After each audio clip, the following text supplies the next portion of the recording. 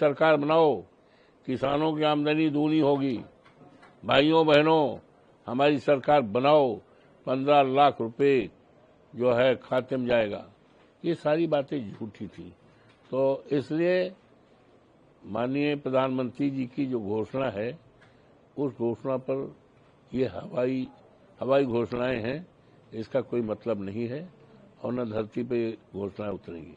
दूसरा सवाल है, बहराइच जनपद में महर्षि महाराजगंज में हिंसा, युवक राम गोपाल मिश्रा की हत्या के बाद लोक निर्माण विभाग ने मुख्य आरोपी अब्दुल हमीद समेत 23 के मकानों पर नोटिस चिपका दिए गए। नोटिस में लिखा गया कि 3 दिन में जवाब दिया गया, नहीं तो पूरे मकान पर बुलडोजर चलाया ध्वस्त कर दिया जाएगा। देखिए, जहां तक बुलडोजर का सवाल है, बुलडोजर भारतीय दंड विधान में, आईपीसी में, सीआरपीसी में, एविडेंस एक्ट में, कानून में कहीं जो है बुलडोजर की चर्चा नहीं है। कोई कितना बड़ा से बड़ा अपराधी है तो कानून में यहां तक कि उसमें सजाए मौत की व्यवस्था है, लेकिन बुलडोजर चलाने का, ध्वस्त करने का ऐसा कोई प्रावधान नहीं है। और जोगी बाबा पता नहीं क्यों कर रहे हैं, उनकी अपनी अलग व्यवस्था है, अलग इस प्रदेश में कानून चलाना चाहते हैं। और ये बातें तो कानून के राज में संभव नहीं है। ये बातें तो जंगल राज, जहां कानून कायदा न हो, तो जो मन है सो करिए। बोलिए। और समाजवादी पार्टी ने पहले उत्तर प्रदेश में 60 सीटों पर अपने प्रत्याशी की घोषणा की है, अब महाराष्ट्र में भी चुनाव लड़ने का ऐलान किया है, क्या कहना है? निश्चित तौर से महाराष्ट्र में भी समाजवादी पार्टी के पहले भी हमारे विधायक थे और अच्छी स्थिति हमारी है। हमारे नेता अखिलेश यादव जी के प्रति लोगों में कीन और विश्वास और भरोसा है और वहां के लोग चाहते हैं, हमारी पार्टी का अच्छा जनाधार है। तो इसलिए इंडिया गठबंधन के तहत हमारे नेताओं ने, हमारे नेता आदरणीय अखिलेश यादव जी ने अपनी उन तमाम सीटों पर मांग किया है जिस पर हमारा जनाधार है, जिस पर हमारे लोग हैं।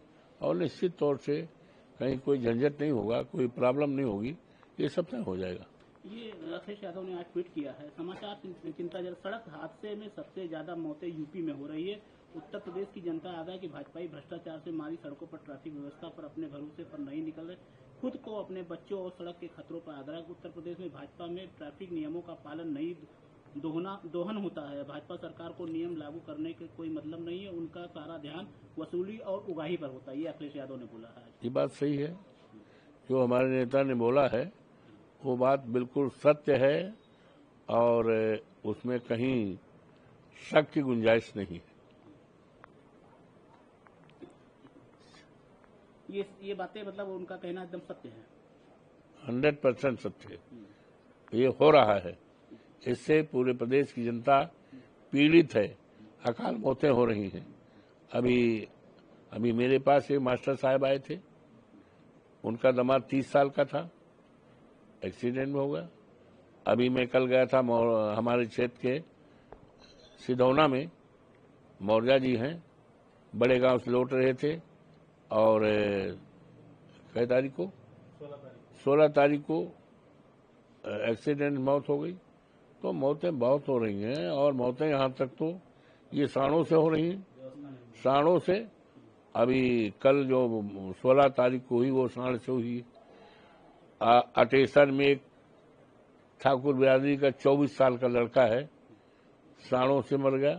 तो साणों के द्वारा और जो नियमों में अनुपालन नहीं है और सड़कें खराब हैं, गड्ढा हैं, जिसके कारण उत्तर प्रदेश में इस तरह से सड़क दुर्घटनाओं में देश का, दुनिया में एक रिकॉर्ड कायम कर दिया है, दर्दनाक मौतों का, दुर्घटनाओं का, जिस पर सरकार का न ध्यान है, न कोई प्रभावी इनकी योजना है, लीपापोती है सब।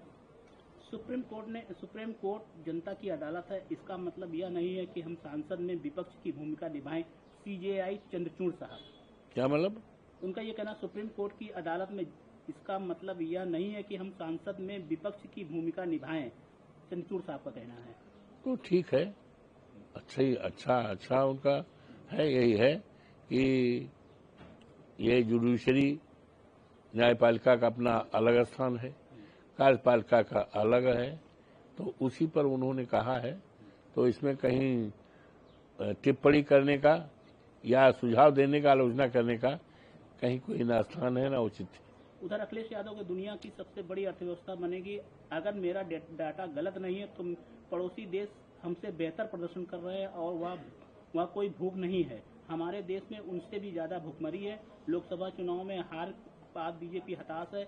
उन्होंने छत्रपति शिवाजी महाराज की मूर्ति निर्माण में किया गया भ्रष्टाचार सामने उजागर, महाराज की जनता उन्हें माफ नहीं करेगी।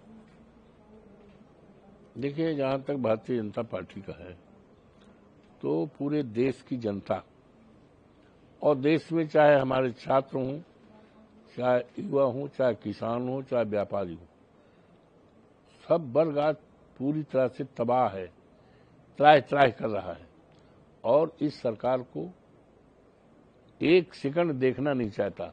अभी मेरे पास दर्जनों लड़के आए हैं जो आउटसोर्सिंग के हैं और पता लग रहा है कि ये कह रहे हैं इनको भी हटाया जाए। तो हर आदमी त्रस्त है, परेशान है और इस सरकार को एक सेकंड भी देखना नहीं चाहता। आखिरी सवाल है, मिल्कीपुर चुनाव को लेकर के 2 तारीख डेट पड़ी हुई है, हाईकोर्ट में सुनवाई होगी।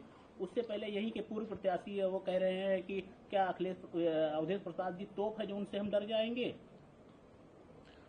ऐसा है तो ये तो सब अपने बाप मान रहे हैं। अवधेश प्रसाद तो तोप नहीं है, लेकिन जनता जरूर तोप है उनके लिए। जो देवतुल्य मतदाता हैं वो जरूर उनके लिए तोप साबिल हो रहे हैं, उनसे जरूर डरे हैं। और ये सरकार पूरी तरह से घबरा रही है और घबराना तो उसी समय शुरू हो गया जब यहाँ के देवतुल्य मतदाताओं ने 54 फैजाबाद जो जनपद अयोध्या की लोकसभा सीट है हमको जिता करके एक देश और दुनिया में एक चर्चा चलाई और भारतीय जनता पार्टी का दम खारिज हो गया, जिसके आधार पर उन्होंने कहा कि हम राम को लाए हैं, राम हमें लाएंगे। और 22 जनवरी को देश के कोई मुख्यमंत्री, इनकी पार्टी का कोई राज्यपाल, कोई नेता ऐसा नहीं बचा, कोई साधन नहीं बचा जिन्होंने उसका इस्तेमाल न किया हो।